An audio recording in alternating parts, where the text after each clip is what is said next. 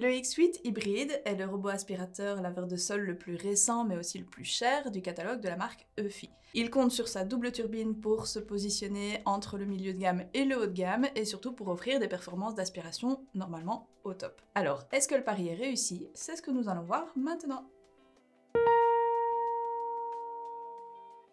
Visuellement, la première impression sur le X8 est bonne, même si le revêtement noir brillant du capot est toujours quelque chose que je redoute à partir du moment où ça accroche beaucoup les traces de doigts.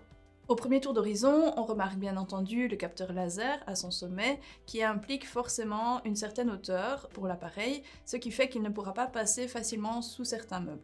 On remarque aussi bien évidemment que cette fois, le collecteur à poussière est positionné sur le côté de l'appareil. Il affiche dans la théorie une capacité de 500 ml, ce qui est plutôt confortable. Maintenant, dans la pratique, je peux vous dire que c'est vraiment pas le collecteur à poussière le plus simple à utiliser que j'ai eu entre les mains pendant mes tests. Clairement, on a un problème ici au niveau de la conception. Pourquoi? Parce que c'est une ouverture en portefeuille, c'est-à-dire qu'il faut vraiment ouvrir le collecteur en grand pour le vider, et plus l'ouverture est grande, plus l'échappée de poussière est conséquente aussi. Ce collecteur en plus n'est absolument pas hermétique, ce qui veut dire que si vous manipulez le robot alors que le collecteur est plein, vous risquez vraiment d'avoir des échappées de déchets pendant la manipulation. Le réservoir d'eau sur lequel vient se clipser le mop est quant à lui d'une forme allongée que l'on retrouve assez souvent sur ce type de robot. C'est clairement pas la conception la plus pratique, mais ça reste fonctionnel et la capacité de 250 ml est tout à fait correcte. Parmi les accessoires fournis, j'ai été agréablement surprise de voir qu'on disposait de pièces de rechange dans le carton, c'est-à-dire d'un filtre et d'une brossette rotative. Par contre, j'ai aussi pu bénéficier de 5 mops jetables, dont la qualité est là par contre un petit peu discutable.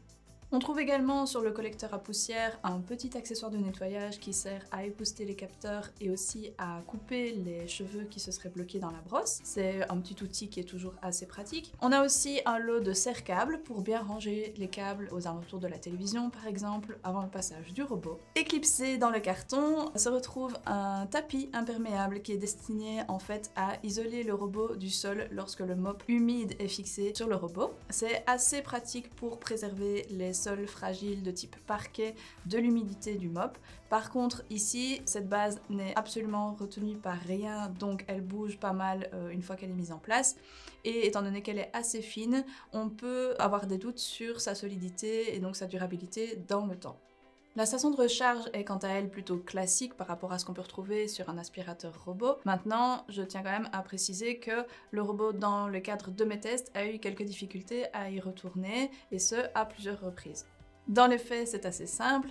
On pouvait voir en fait sur la carte qu'il visualisait la base à un autre endroit que là où elle était en réalité, ce qui fait qu'il se dirigeait d'abord dans une première direction, tournait un petit peu en rond jusqu'à se rendre compte que la base était à un autre endroit, et donc là il rectifiait sa trajectoire pour finalement aller se placer dessus.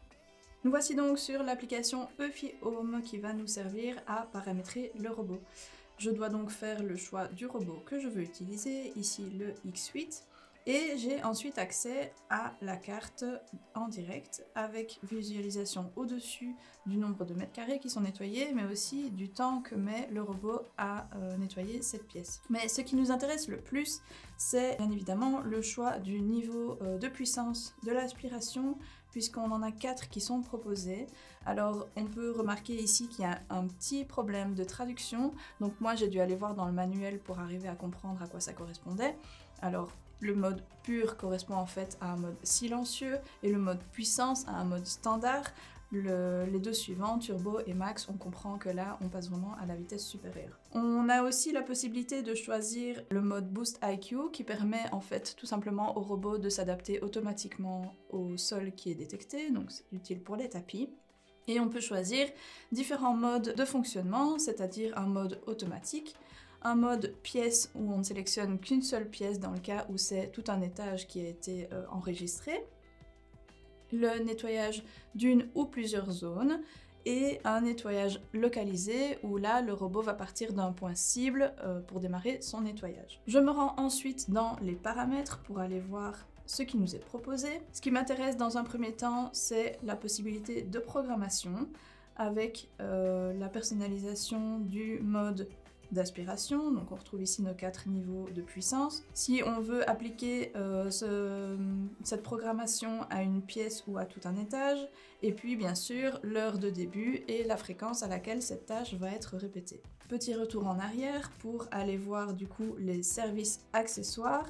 Une fonctionnalité qui est toujours intéressante pour savoir où on en est au niveau des pièces détachées, puisque on peut voir ici la durée de vie approximative restante, et si on clique sur une, par exemple le filtre, on a accès à un petit tuto qui nous explique tout simplement comment le remplacer lorsque le moment est venu. Toutes les tâches sont répertoriées dans l'historique de nettoyage, et heureusement j'ai envie de dire, puisque on ne bénéficie d'aucune notification lorsque le robot passe dans une pièce, donc je ne suis jamais avertie de s'il démarre ou de s'il s'arrête, je suis uniquement avertie par notification de s'il rencontre un problème. Donc si j'ai envie de savoir finalement quand il est passé et combien de temps sa tâche a duré, je suis obligée d'aller voir dans l'historique. Je reviens du coup à la carte principale pour vous montrer finalement la gestion des cartes, qui est aussi un point qui nous intéresse, puisque c'est un appareil qui est capable d'enregistrer plusieurs étages. Ici, malheureusement, ça a vraiment été une des tâches les plus compliquées lors de notre test, puisque je n'ai réussi à enregistrer que 2 pièces de ma maison, et je ne sais même pas finalement comment j'ai réussi à le faire, tellement le fonctionnement est peu intuitif. Maintenant, on garde quand même en tête qu'il y a des fonctionnalités qui sont assez intéressantes dans cette mémorisation de cartes, et notamment le paramétrage de petites zones dans lesquelles le robot ne doit pas se rendre, c'est-à-dire typiquement l'endroit où le chat a ses gamelles, ou bien lorsque vous installez votre sapin de Noël. Petite sauvegarde pour revenir à la carte principale, et on voit donc qu'il a bien enregistré la zone en rouge dans laquelle il ne doit pas passer. C'est à peu près tout pour l'application, maintenant on va passer à la partie performance. La navigation du X8 repose sur des capteurs laser qui sont donc censés lui permettre de bien appréhender son environnement, mais surtout les obstacles qu'il rencontre. Dans la pratique, la navigation est plutôt précise, puisque au départ de sa base, il va commencer par faire le tour de la pièce et ensuite effectuer un zigzag au travers de celle-ci. Donc tant qu'il n'y a pas d'obstacle, a priori, tout va bien. Ici, dans notre bureau, nous avons forcément essayé de lui mettre quelques obstacles face à lui. Typiquement des jouets, parce que c'est ce qui se retrouve le plus actuellement dans mon salon. Et on peut voir qu'il ne prend franchement aucune précaution, puisque que l'objet soit grand ou petit, il ne va pas hésiter à les pousser au travers la pièce pour effectuer son nettoyage le plus efficacement possible.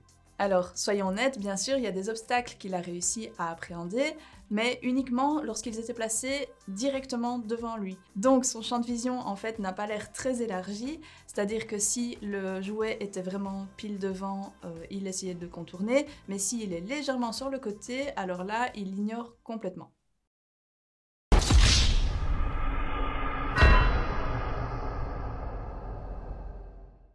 Évidemment, on a aussi essayé de lui mettre devant lui des obstacles plus encombrants, comme des pieds de chaise par exemple, et là on peut voir que, évidemment, il les appréhende assez bien, il en fait le contour, même s'il reste un petit peu brutal à mon goût et qu'il malmène du coup un petit peu les meubles.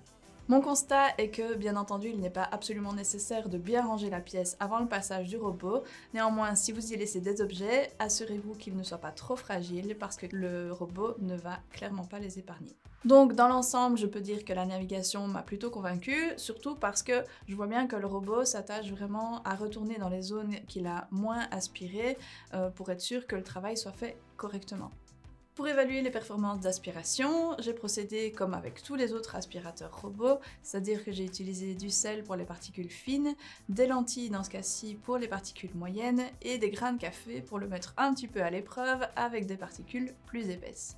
Avec les puissances silencieux et standard, le résultat est correct mais quand même un petit peu décevant étant donné la double turbine qui était vraiment mise en avant par la marque. Clairement, on a encore des déchets sur le sol, même si les plus gros déchets ont été dans la majorité aspirés, il reste quand même pas mal de sel sur le sol. Finalement, c'est un petit peu décevant à partir du moment où les modes Turbo et Max sont plus efficaces mais ils sont aussi plus bruyants. On aurait pu espérer devoir s'en servir moins souvent puisque au final le mode silencieux est le plus supportable d'un point de vue auditif mais du coup le moins efficace en termes d'aspiration.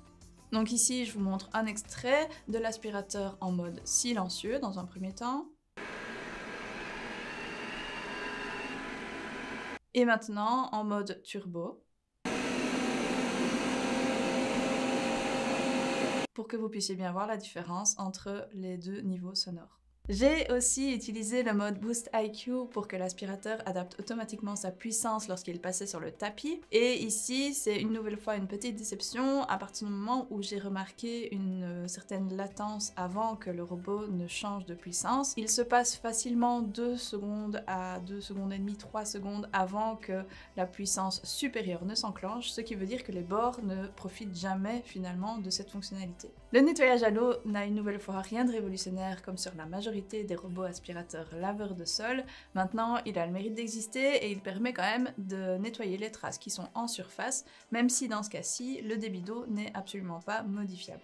En ce qui concerne l'autonomie, les données n'étaient pas très précises à partir du moment où le manuel renseignait 150 minutes mais le site internet en renseignait 180. De toute façon, dans les deux cas, les données ne sont pas respectées puisque dans la pratique, je n'ai pu aller que jusqu'à 76 minutes d'aspiration avant que le robot ne retourne à sa base. Quoi qu'il en soit, ça reste une valeur qui est plutôt correcte pour un aspirateur robot, étant donné qu'en plus on a le retour automatique à la base qui fait que l'aspirateur reprend automatiquement sa tâche après l'avoir arrêté. Ici, ce qui m'a le plus dérangé lors de mes tests, c'est que je n'ai aucune indication chiffrée du niveau de batterie restant, je n'ai qu'un petit logo qui n'est du coup pas très précis, donc je ne peux pas évaluer combien de temps il me reste avant que le robot arrive en fin de batterie. Finalement, mon avis est plutôt mitigé sur ce X8 hybride. Je suis assez satisfaite de la navigation que j'ai trouvée assez précise. Maintenant, les points faibles sont quand même un petit peu plus nombreux, étant donné que les performances d'aspiration ne sont pas vraiment au top. La gestion des obstacles est quand même un petit peu brutale, que l'application pour moi devrait vraiment être améliorée, ainsi que la conception du robot, puisque son collecteur à poussière est tout simplement désagréable à utiliser. Et voici qui conclut mon test sur le Eufy X8 hybride. Si vous voulez voir la note finale que je lui ai attribuée, vous pouvez cliquer sur le lien dans la description.